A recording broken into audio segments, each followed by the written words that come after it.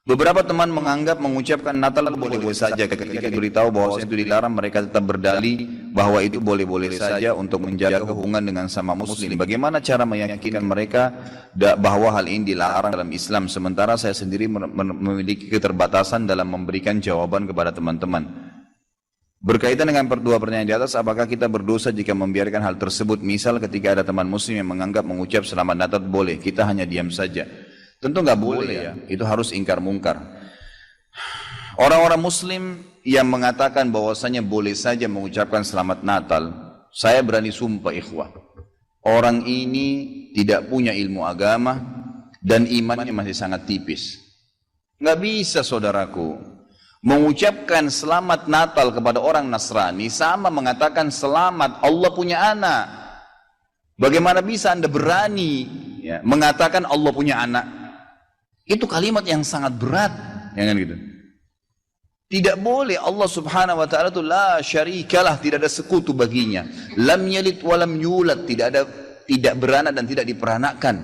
Dan Allah Subhanahu wa taala telah mengkafirkan orang-orang Nasrani dalam surah Al-Maidah, a'udzubillahi minasyaitonir rajim, laqad kafara alladziina qalu innallaha tsalitsu tsalatsa. Allah telah kafir orang-orang Nasrani yang mengatakan trinitas. Nggak boleh. Ngucapin selamat berarti selamat atas keyakinan kalian yang Allah sudah cap mereka kafir dengan itu. Bagaimana bisa dikatakan untuk menjaga hubungan dengan mereka?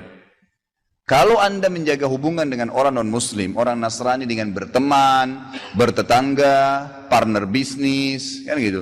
Orang tua kita yang kafir kita silaturahim, tetap berbakti padanya. Kerabat-kerabat yang masih non-muslim kita silaturahim, jenguk kalau sakit, membantu orang miskin mereka. Boleh saja, tidak ada yang larang dalam Islam itu.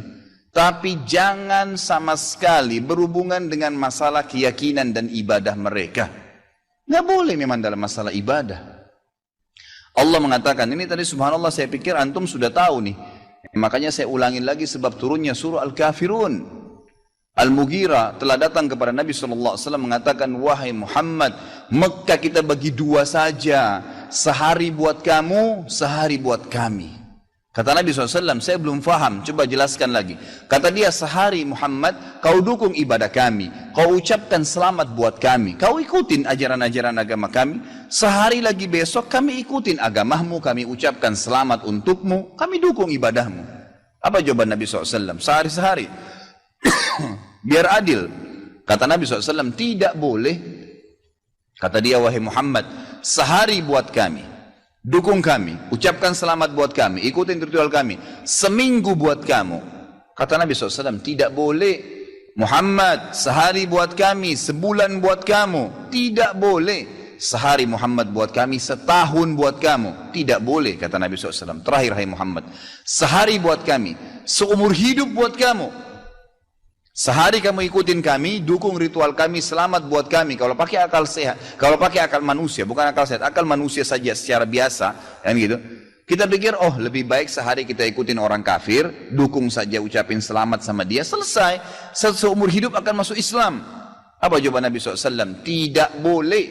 Ini.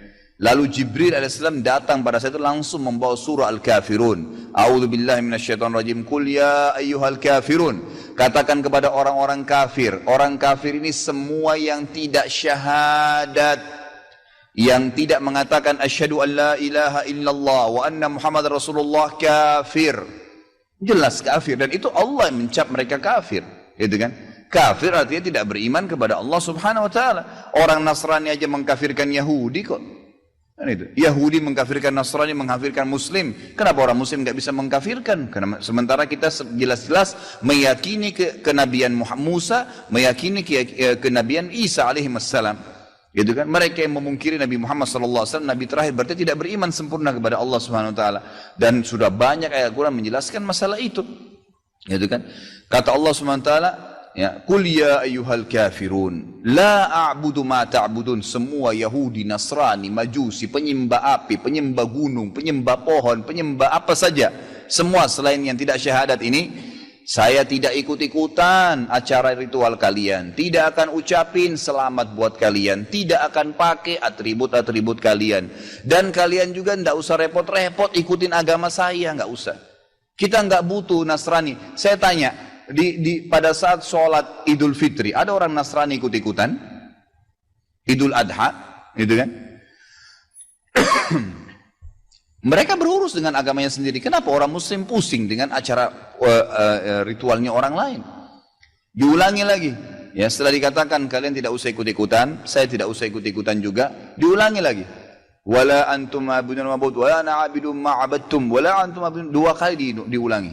Dan saya tidak akan ikut-ikutan, kalian juga tidak ikut-ikutan, terus begitu. Terakhir dikatakan oleh Allah, lakum dinukum waliyadin. Kalian punya agama, saya juga punya agama. Titik, selesai. Gitu kan? Emang sudah begitu.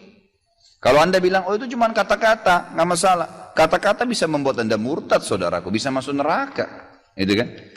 Sadarkah anda dengan satu kalimat, anda kalau mengatakan satu kalimat sekarang, semenit kemudian kalau anda yakin dalam hati bisa masuk neraka kalau meninggal, kalau anda mengatakan saya murtad, memang dari hati mau keluar dari Islam, semenit kemudian dicabut ruhnya oleh malaikat maut, masuk neraka.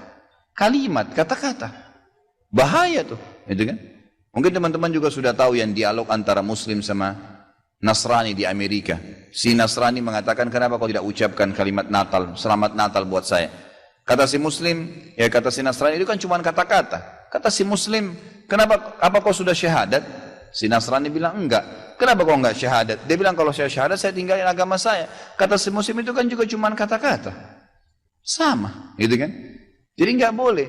Tapi hal-hal yang ditoleransikan dalam agama silahkan. Tadi saya bilang berteman, bertetangga, silahkan. Tapi jangan dukung masalah ibadahnya. Enggak boleh. Sampai pernah ditanya kepada Syekh bin Baz, apa hukumnya orang-orang, mohon maaf ini teman-teman kita, semoga Allah berikan hidayah yang belum tahu, yang menjadi security menjaga gereja misalnya, atau orang-orang yang menjadi tukang parkirnya kena lagi banyak mobil, halalkah pendapatannya? Bolehkah itu? Fatwa ulama tidak boleh.